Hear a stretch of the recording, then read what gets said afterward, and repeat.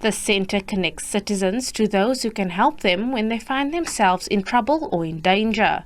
A Gqeberha resident who does not want to be identified said she tried to call this line when her husband was being hijacked outside their complex. After multiple attempts at calling 10111, she was met with mockery and unresponsiveness.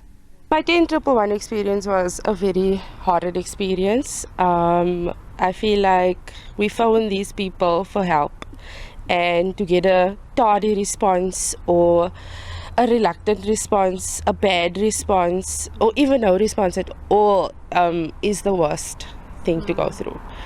So something terrible happened to us, and the situation could have been so much worse. She is not the only one. Many residents say they have experienced the same kind of trauma. This one building services 1.3 million people. Only 60% of its call centre positions are filled, making it very hard for the shifts to attend to all incoming calls.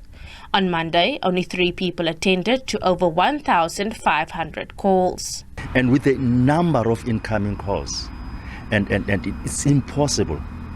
For instance, as I've indicated, what's happening today, we've got 6 people that are working, manning those 25 incoming calls. And it's impossible. They cannot cope. That is why you'll find that per day, they are having 300 drop calls. So drop calls means people who've been online, who've been waiting, who cannot get assistance. Police say they are aware of the issue and are working on the matter.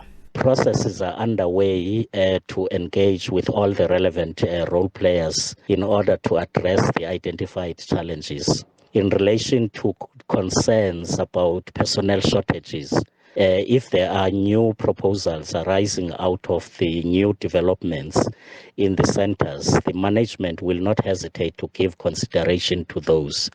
This is the work in progress, and we are optimistic that these outstanding issues will be resolved. Cele says the ideal number of personnel needed to staff the Eastern Cape call centres is 628, but only 256 are employed. Kim Daniels, SABC News, Gqeberha.